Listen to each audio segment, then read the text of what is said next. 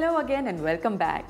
Everyone has talent. What sets you apart is your willingness to follow your dreams into the dark spaces that it may lead you to.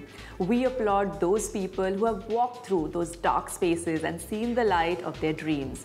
This ultimate light is for them.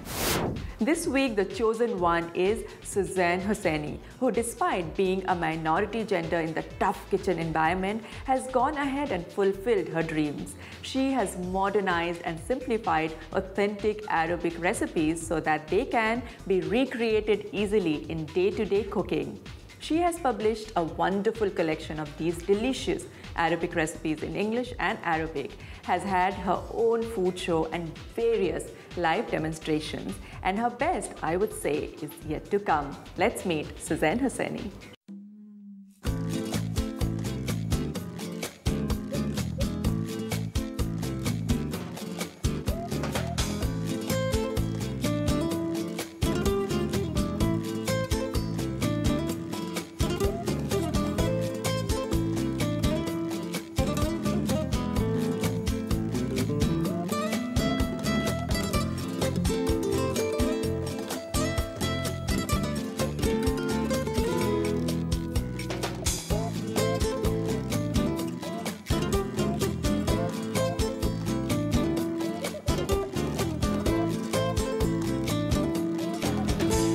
Hi Suzanne, welcome on the Uma Show. Hi Uma, I'm so happy to be here. Thank you so much for having us and this amazing breakfast. My pleasure. To start with, I would really like to know from very beginning, you are basically a Palestinian. Yes, my parents are both Palestinian origin and picked up their family a long time ago.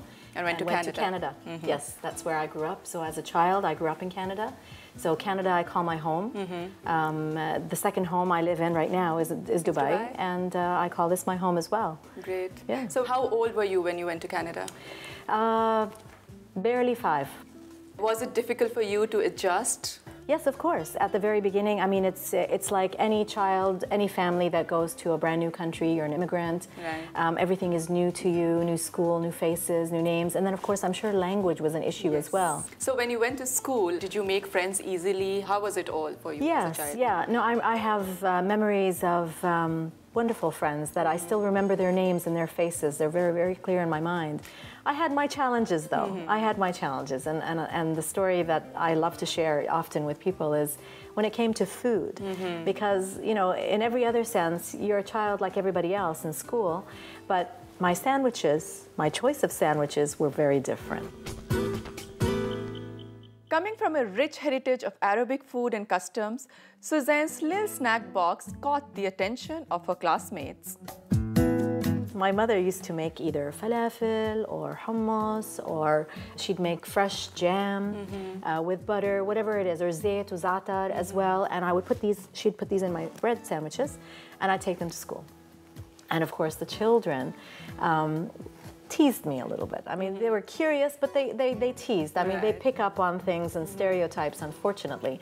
And I got teased relentlessly, but I think being young as I was, probably around 7, 8 years old, a lot of that sort of flew over my head. It didn't bother me as much, and I would sometimes take these children home for lunch, because sometimes we'd walk home for lunch. And my mother, who would make whatever she had made that day. If it was falafel, it would be a mountain of falafel. Or, you know, it would be a hajji, this fritter with cauliflower that she'd make, or zayt, or za'atar, or manaish, whatever it was. And these kids would eat with me. And they would really love it. Love it, okay. Love it, love it. So food literally bridged the gap. Absolutely, Uma. I mean, I love to tell this story over and over again because it was really a changing moment in my life. So through her mother's traditional cooking, Suzanne made the food-love connection, a bond that lives on forever. Get to know someone, if you want to, you feed them. Exactly. Right? So when did all this started for you, the business in food? In food, oh my. And did you, when you came here, did you think there was a gap that you could fill? Well, I mean, it's really a long story how I actually got to the food. I did, I mean, I'm a teacher, I've always taught. Okay. And I did do a cooking show here on TV, and I chose to and wanted to celebrate and highlight the cuisine of the Arab world. Arab world. Yes, that was really my focus because I love it, I adore it, and I really wanted to be the voice to bring it out there and share. And this is sort of how I got into it. That's how it all began. So how did the book happen? It's a very interesting book, I must say. I tried a couple of recipes from there. Well, thank you. The book came, I think, as a natural progression of what I do. At the same time, it was difficult for me because I don't cook with recipes. That's not how I naturally cook. You know, I don't measure to a T. Right, it's more of your passion. It so is. You cook with your own... With my eyes, as my mother used to say. You cook with your eyes and taste and smell, and you know, it's a sensual experience. That's like most housewives do. Of course. So this is how I cook, but that doesn't wash in a book. You have to sit down with measurements and ingredients, of course. So I basically told my husband, listen, you know, grab a pen and a piece of paper and follow me into the kitchen because you're going to have to take notes. And that's how her book was made, with the same amount of love and care that goes into her cooking.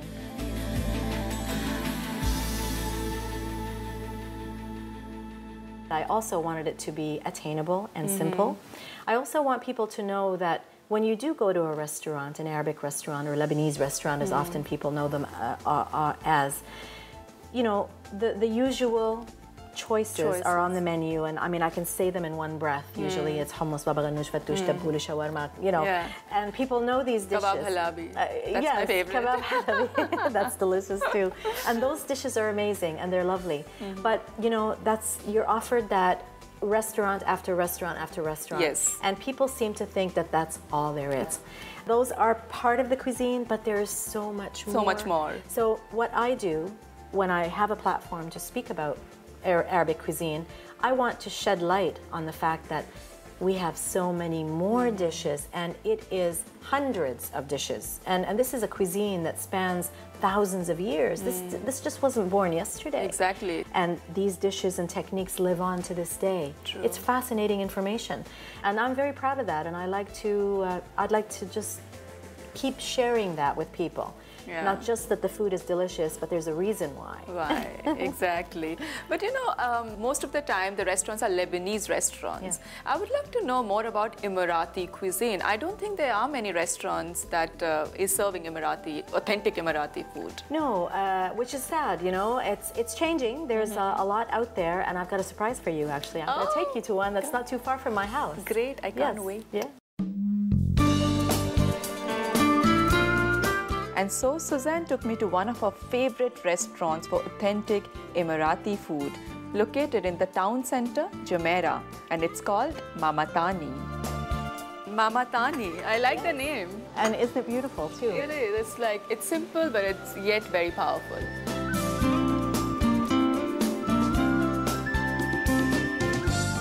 So we've got some sweet and savory khameer. Yes. Yeah, exciting. I'm all set. All different fillings. So what are you going to start with? I'm going to start with egg. What is this here? I'll try that one. I think it's with olives, yeah. Okay, let's give it a go. So good. Delicious.